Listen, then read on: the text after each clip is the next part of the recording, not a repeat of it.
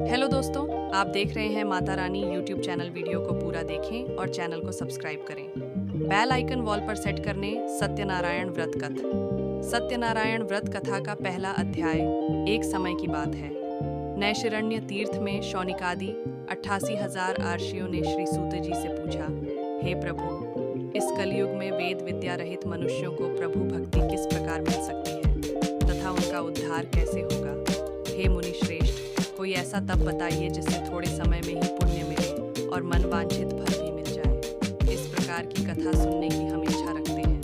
सर्वशास्त्रों के ज्ञाता सूत जी बोले, हे वैष्णवों में पूज्य, आप सभी ने प्राणियों के हित की बात पूछी है, इसलिए मैं एक ऐसे श्रेष्ठ व्रत को आप लोगों को बताऊंगा जिसे नारद जी ने लक्ष्मी नारायण जी से पूछा था और लक्ष्मीपति ने मुनिश्रेष्ठ नारद जी से कहा था। आप सब इसे ध्यान से सुनिए। एक समय की बात है, योगीराज नारद जी दूसरों के हित की इच्छा लिए अनेकों लोकों में घूमते हुए मृत्युलोक में आ पहुंचे। यहाँ उन्होंने अनेक योनियों में जन्म प्राय सभी मनुष्यों को अपने कर्मों द्वारा अनेकों दुखों से पीड़ित देखा। उनका दुख देख नारद जी सोचने लगे कि कैसा यत्न किया जाए जिसके करने से निश्चित रूप से मानव के दुखों का अंत हो जाए।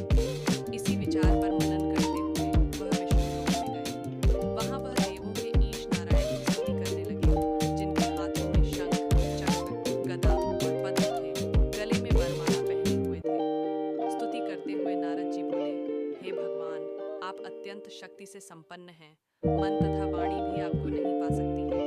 आपका आदि, मध्य तथा अंत नहीं है।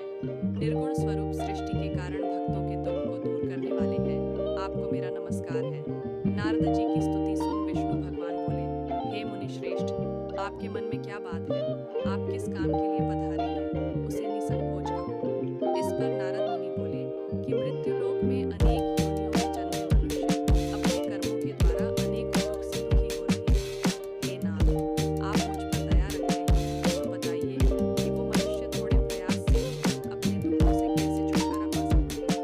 श्री हरि बोले, हे नारद, मनुष्य की भलाई के लिए तुमने बहुत अच्छी बात पूछी है, जिसके करने से मनुष्य मोह से डूब जाता है। जो बात मैं कहता हूँ उसे सुनो। स्वर्गलोक और मृत्युलोक दोनों में एक दुर्लभ उत्तम व्रत है जो पुण्य देने वाला है। आज प्रेमवश होकर मैं उसे तुमसे कहता हूँ। सत्यनारायण भगवान का यह व्रत अच्छी तरह विधान पूर्वक करके मनुष्य तुरंत ही यहाँ सुख भोगकर मरने पर मोक्ष पाता है। श्री हरि के वचन सुन नारद जी बोले, कि उस व्रत का फल क्या है और उसका विधान क्या है? यह व्रत किसने किया था? इस व्रत को किस दिन करना चाहिए? सभी कुछ विस्तार से बताएं। नारद की बात सुनकर श्री हरि बोले, दुख और शोक को दूर करने वाला, यह सभी स्थानों पर विजय दिलाने वाला है। मानव को भक्ति व श्रद्धा के साथ शाम को श्री सत्यनारायण की पूजा धर्मपरायण होकर ब्राह्मणों व बंधुओं के साथ करनी चाहिए।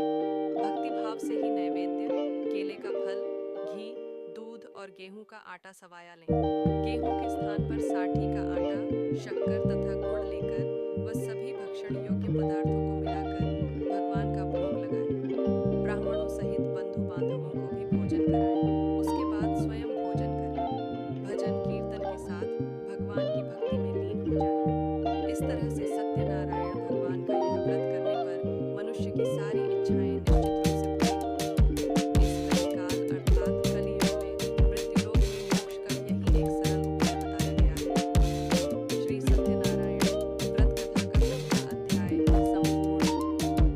वीडियो को लाइक करें और चैनल को सब्सक्राइब करें। बेल आइकन वॉल पर सेट करें। बोलिए श्री सत्यनारायण भगवान की जय।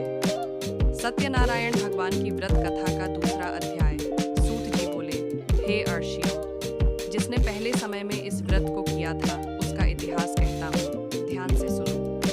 सुंदर काशीपुरी नगरी में एक अत्यंत निर्धन ब्राह्मण रहता था। भूख प्यास से परेशान वह धरती पर घूमता रहता था।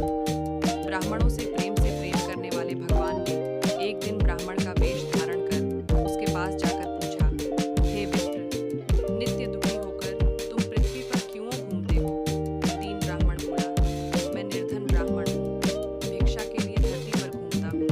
हे भगवान, यदि आप इसका कोई उपाय जानते हो तो बताइए। वृद्ध ब्राह्मण कहता है कि सत्यनारायण भगवान मनोवांछित फल देने वाले हैं, इसलिए तुम उनका पूजन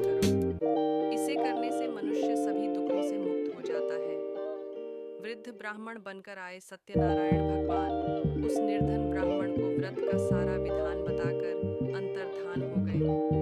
ब्राह्मण मन ही मन सोचने लगा कि जिस व्रत को वृद्ध ब्राह्मण करने को कह गया है मैं उसे जरूर करूंगा। यह निश्चय करने के बाद उसे रात में नींद नहीं आई। वह सवेरे उठकर सत्यनारायण भगवान के व्रत का निश्चय कर भिक्षा के लिए चला गया। उस दिन निर्धन ब्राह्मण को भिक्षा में बहुत दुख मिला, जिससे उसने बंधु बांधवों के साथ मिलकर श्री सत्यनारायण भगवान का व्रत संपन्न किया। भगवान सत्यनारायण का व्रत संपन्न करने के बाद वह निर्धन ब्राह्मण सभी दुखों से छूट गया और अनेक प्रकार की संपत्तियों से मुक्त हो गया। उसी समय से यह ब्राह्मण हर माह एक व्रत को करने लगा। इस तरह से सत्यनारायण भगवान के व्रत को जो मनुष्य करेगा वह सभी प्रकार के पापों से छूटकर मोक्ष को प्राप्त होगा। जो मनुष्य इस व्रत को करेगा वह भी सभी दुखों से मुक्त हो जाएगा। सूत जी बोले कि इस तरह से नारायण जी का कहा हुआ श्री सत्यनारायण व्रत को मैं अब और क्या कहूँ। आर्षि बोले, हे मुनिवर, संसार में उस विप्र से सुनकर और किसने इस व्रत को किया, हम सब इस बात को सुनना चाहते हैं। इसके लिए हमारे मन में श्रद्धा का भाव है। सूत जी बोले, हे मुनिवर, जिसने इस व्रत को किया है वे सब सुनो। एक समय वही विप्रधन व ऐश्वर्य के अनुसार अपने बंधु बांधवों के साथ इस व्रत को करने को तैयार हुआ। उसी समय एक लकड़ी बेचने वाला बूढ़ा आदमी आया और लकड़ियां बाहर रखकर अंदर ब्राह्मण के घर में गया। प्यास से दुखी वह लकड़हारा उनको व्रत करते देख विप्र को नमस्कार कर पूछने लगा कि आप यह क्या कर रहे हैं। तो उन्होंने बताया कि व्रत कर रहा हूँ तथा इसे करने से क्या फल मिलेगा, कृपया मुझे भी बताएं। ब्राह्मण ने कहा कि सब मनोकामनाओं को पूरा करने वाला यह सत्यनारायण भगवान का व्रत है। इनकी कृपा से ही मेरे घर में धन धान्य आदि की वृद्धि हुई है। विप्र से सत्यनारायण व्रत या के बारे में जानकर लकड़हारा बहुत प्रसन्न हुआ। चरणामृत लेकर प्रसाद खाने के बाद वह अपने घर गया। लकड़हारे ने अपने मन में संकल्प किया कि आज लकड़ी बेचने से जो धन मिलेगा उसी से श्री सत्यनारायण भगवान का पूरा व्रत करूंगा। मन में इस विचार को ले बूढ़ा आदमी सिर पर लकड़ियां रख उस नगर में बेचने गया जहाँ धनी लोग ज्यादा रहते थे। उस नगर में उसे अपनी लकड़ियों का दाम पहले से 4 गुना अधिक मिलता है। बूढ़ा प्रसन्नता के साथ दाम लेकर केले, शक्कर, दूध, दही और गेहूं का आटा ले और सत्यनारायण भगवान के व्रत की अन्य सामग्रियां लेकर अपने घर गया। वहाँ उसने अपने बंधु बांधवों को बुलाकर विधि विधान से सत्यनारायण भगवान का पूजन और व्रत किया। इस व्रत के प्रभाव से वह बूढ़ा लकड़हारा धन आदि से युक्त होकर संसार के समस्त सुख भोग अंधकार में वैकुंठ धाम चला गया। श्री सत्यनारायण व्रत कथा का दूसरा अध्याय संपूर्ण। आप देख रहे हैं Mata Rani YouTube channel. Video अच्छा लगे तो लाइक करें और चैनल को सब्सक्राइब करें।